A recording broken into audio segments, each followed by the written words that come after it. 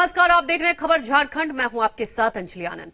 लद्दाख में चीन के सैनिकों से हुई झड़प में शहीद हुए 20 जवानों में झारखंड के भी 2 जवान शामिल थे। घाटशिला के गणेश हांसदा, साहिबगंज के कुंदन कुमार शहीद हो गए।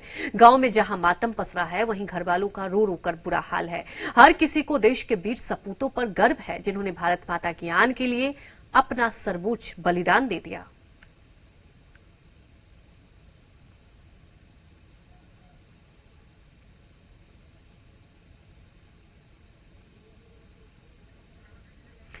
तो ये दो तस्वीरें आप देख रहे हैं, उन वीर सपूतों को सलाम। और जो ये तस्वीरें परिजनों का देखा जा रहा है, आप समझ सकते हैं उनके दर्द को। शहीद कुंदन कुमार की महज 1 महीने की बेटी, और इस मासूम के सर से पिता का साया छिन गया। लेकिन शहादत इन शहीदों की बेकार नहीं जाएगी।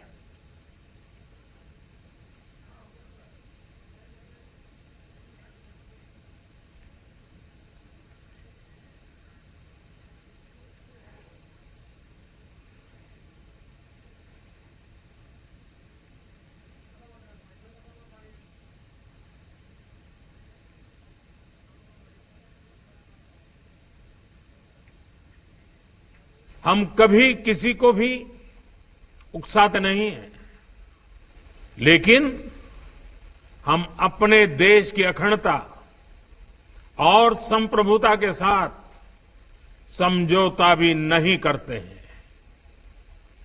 जब भी समय आया है, हमने देश की अखंडता और संप्रभुता की रक्षा करने में अपनी शक्ति का प्रदर्शन किया है।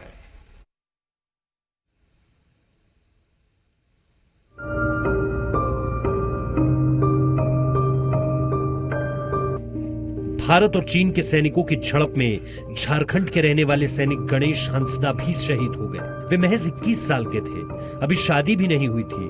2 साल पहले सेना में भर्ती हुए थे ताकि देश की सेवा कर सके, लेकिन गणेश ने देश के लिए सर्वोच्च बलिदान दे दिया। परिवार को कल रात लेह से गणेश के शहीद होने की जानकारी मिली। शहीद गणेश के बड़े भाई कहते हैं कि 2 सप्ताह पहले घर पर उनकी आखिरी बार बात हुई थी।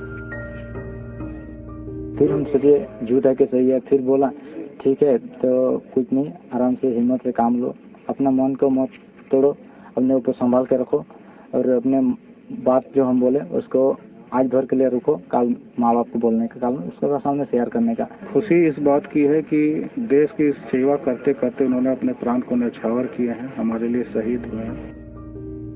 लद्दाख की गलवान घाटी में शहादत देने वालों में सेना के जांबाज जवान कुंदन कुमार ओझा भी शामिल हैं। प्रधानमंत्री जी, रक्षा मंत्री जी, लोगों को, देश के सपूत को लड़ाई के मैदान में अपना दम लगा करके अपना अथी किया, उसका मुंहतोड़ जवाब देना चाहिए और उसका पालन करना चाहिए।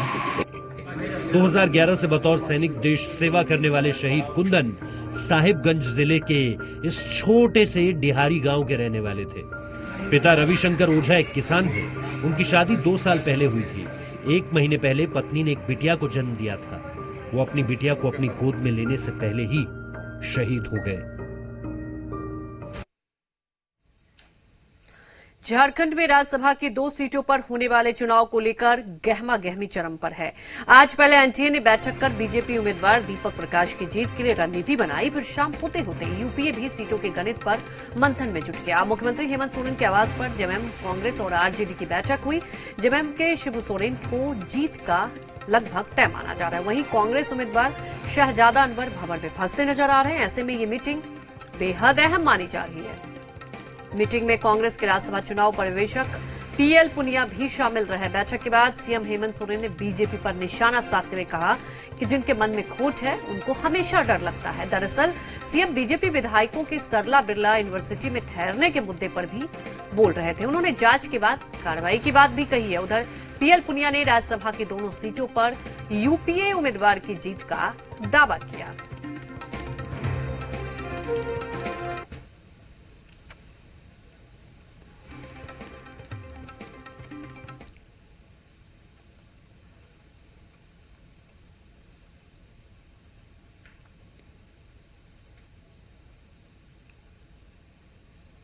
देखिए,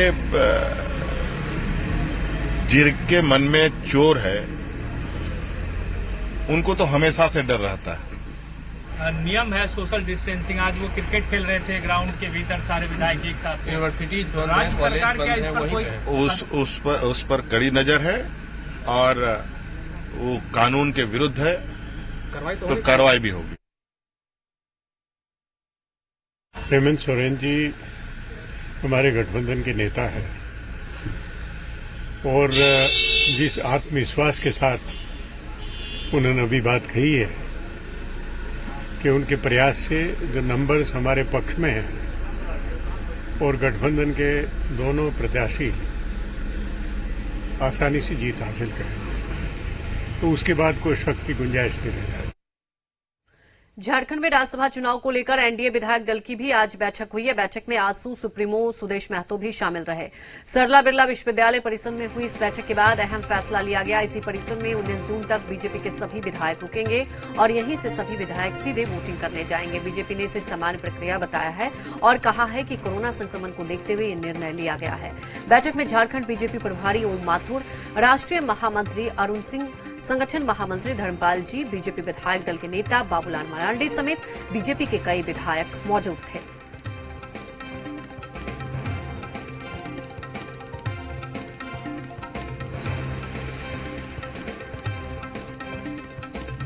इसमें क्या है कि जैसे अभी क्या है, एक सोशल डिस्टेंसिंग का पालन करने का विषय रहता है, तो सोशल डिस्टेंसिंग की दृष्टि से थोड़ा बड़ा और खुला हुआ जगह चाहिए था, तो उस नाते एक इस प्रकार का स्थान चयन किया गया है जहां सोशल डिस्टेंसिंग के साथ हम रह सकें।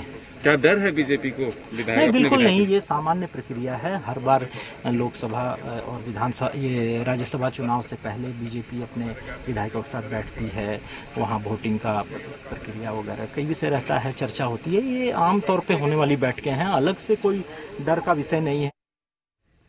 एनडीए विधायक दल की बैठक के बाद आजसू सुप्रीमो सुदेश महतो ने साफ कर दिया है कि उनकी पार्टी का समर्थन बीजेपी उम्मीदवार दीपक प्रकाश को ही मिलेगा। सुदेश महतो ने एनडीए में आजसू की वापसी के भी संकेत दिए।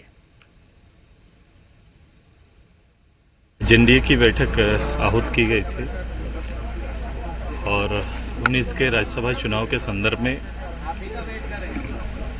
एनडीए के और भारतीय जनता पार्टी के जो प्रत्याशी हैं आदरणीय दीपक जी के पक्ष में वोट करने का जो पहले ही पार्टी ने निर्णय लिया था, प्रस्ताव हमारे पार्टी के विधायक भी प्रस्तावक भी रहे थे। आज एक संयुक्त बैठक आहूत करके सभी को का उत्साहवर्धन करने का, एनडीए को एक स्वरूप में आने की भी हम लोग पहल करेंगे। एक स्वरूप में एनडीए आना चाहिए, तो उसकी पहल होगी, उसका इंतजार करिए। लौटेगा आज एनडीए में? आज पहल की है भारतीय जनता पार्टी ने कि पुनः हम लोग साथ चलेंगे, तो ये निश्चित रूप से इसके ढांचा को मजबूत करने की पहल और बातचीत होगी। तो बीजेपी विधायकों ने सरला बिरला यूनिवर्सिटी में डेरा डाल दिया है और अब जब डेरा डाल ही लिया तो मनोरंजन का भी जुगाड़ करना था। ऐसे में क्रिकेट से बेहतर आखिर क्या होता, तो सभी विधायक क्रिकेट खेलकर अपना मनोरंजन करने में जुट गए।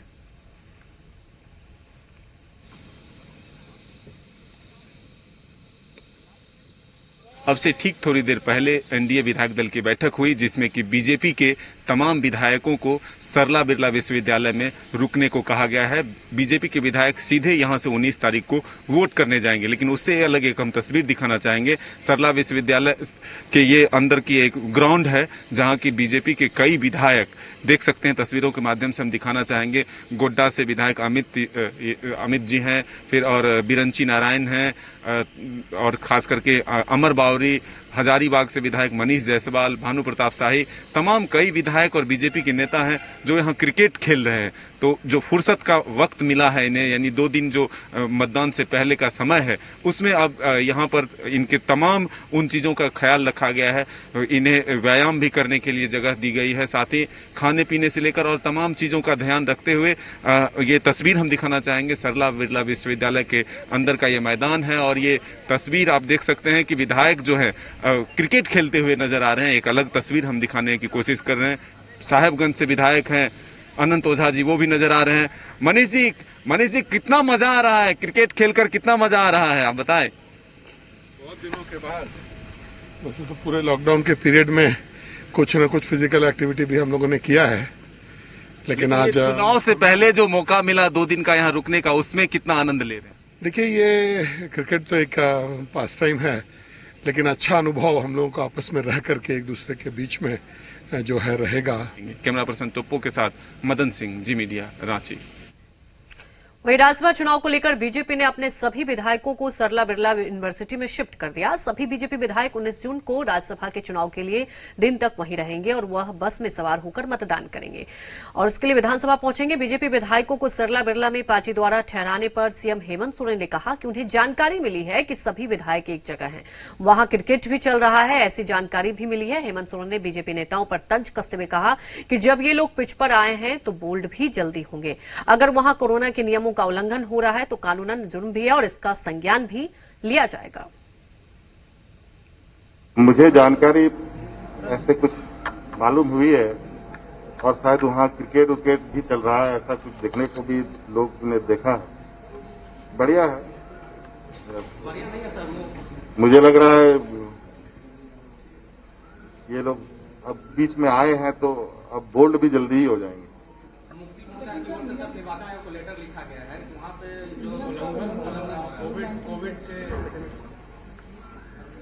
अब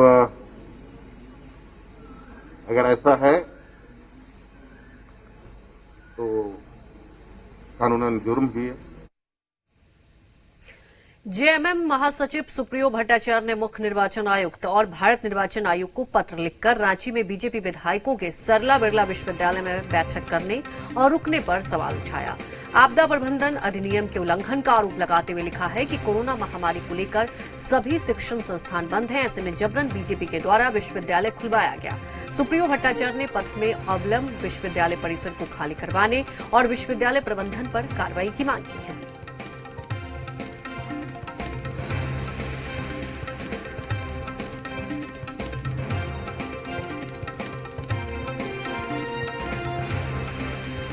महासचिव सुप्रियो भट्टाचार्य ने चुनाव आयोग को चिट्ठी लिखकर शिकायत की है। क्या है इस चिट्ठी में, सीधे इनसे जानने की कोशिश करते हैं। सर, क्या रहा चिट्ठी में? नहीं, देखिए, अभी डिजास्टर मैनेजमेंट एक्ट पूरे देश में लागू है और सभी स्कूल, कॉलेज, जो भी एजुकेशनल इंस्टीट्यूशन है, सभी लागू है। उस वक्त में आप माननीय विधायकों को वहां पर रख रहे हैं, किसके परमिशन से रख रहे हैं? जब एक साथ सबको रहना नहीं है, सोशल और फिजिकल डिस्टेंसिंग रहना है और वहां पर माननीय विधायक लोग हैं, कौन लेगा उनके संक्रमण की सुरक्षा? तो ये तमाम बिंदु है। और देखिए, आप किसी को वोट के पहले कैद नहीं कर सकते और उनके 2 नेता भी आते हैं, चार्टर्ड प्लेन से आते हैं, क्या लेकर आते हैं इसकी भी कोई जानकारी नहीं। इसलिए हम लोगों ने कहा कि प्रशासन इस पे जो भी कानून सम्मत जो प्रावधान बनते हैं उस पर कार्रवाई करे और विद्यालय प्रबंधन पर भी कार्रवाई हो। तो बिल्कुल, ये थे जेएमएम महासचिव सुप्रियो भट्टाचार्य। उन्होंने साफ तौर पर जिस तरीके से चिट्ठी लिखा है, अब देखना है कि निर्वाचन आयोग इस मसले पर क्या फैसला लेता है। कैमरा पर्सन राहुल दीक्षित के साथ कामरान जलीली, जी मीडिया, रांची। चुनाव आयोग से शिकायत करेगी बीजेपी। सीएम आवास में महागठबंधन की बैठक पर शिकायत की जाएगी। दरअसल सीएम आवास में राजनीतिक बैठक पर भारतीय जनता पार्टी ने सवाल उठाए। बीजेपी ने आचार संहिता के उल्लंघन का आरोप लगाया है। बैठक में सोशल डिस्टेंसिंग का पालन नहीं हुआ। बड़ी खबर, अब बीजेपी ने भी पलटवार किया है। हालांकि बीजेपी की बात की जाए तो बीजेपी पर ही अभी सवाल उठ रहे थे, जिस तरह से बैठकों का दौर चल रहा है। हालांकि राज्यसभा चुनाव की बात की जाए तो बेहद ही दिलचस्प हो रहा है। हर राजनीतिक पार्टी एक दूसरे पर वार पलटवार कर रही है और मंथन किया गया है दोनों पार्टियों की तरफ से और इस मंथन को लेकर ही सवाल उठाया है भारतीय जनता पार्टी ने।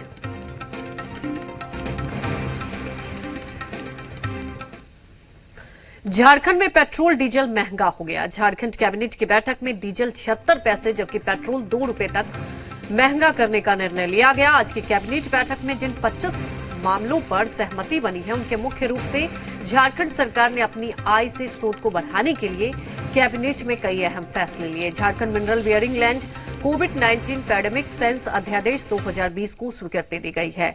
कोल बियरिंग पर भी 10 रुपए प्रति मैट्रिक टन, आयरन और पर भी 5 रुपए मैट्रिक टन, बॉक्साइट पर 20 रुपए मैट्रिक टन की वृद्धि की गई। वन क्षेत्र से भी खनिज निकालने पर राज्य सरकार को शुल्क देना होगा। झारखंड में राज्य सरकार ने डीजल पेट्रोल में वैट में संशोधन की स्वीकृति दी है। राज्य सरकार द्वारा लिए जाने वाला न्यूनतम दर बढ़ाया गया है, जबकि झारखंड में अब डीजल 76 पैसे महंगा हो गया और पेट्रोल 2 रुपए तक महंगा हो जाएगा। जबकि अगर देखा जाए कई टैक्स में भी बदलाव किए गए हैं। ऑन प्रोफेशन, ट्रेड, कॉलिंग्स में भी संशोधन किया गया है। डॉक्टर, नौकरीपेशा, दुकानदार से राज्य सरकार सालाना 30 करोड़ टैक्स वसूलेगा। झारखंड राज्य आपदा प्रबंधन प्राधिकार नियुक्ति नियमावली 2020 के गठन की स्वीकृति दी गई है।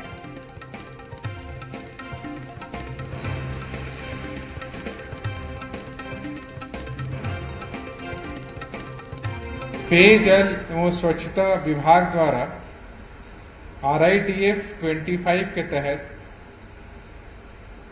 7 ग्रामीण जलापूर्ति योजनाओं के कार्यान्वयन हेतु नाबार्ड से 236.92 करोड़ रुपए के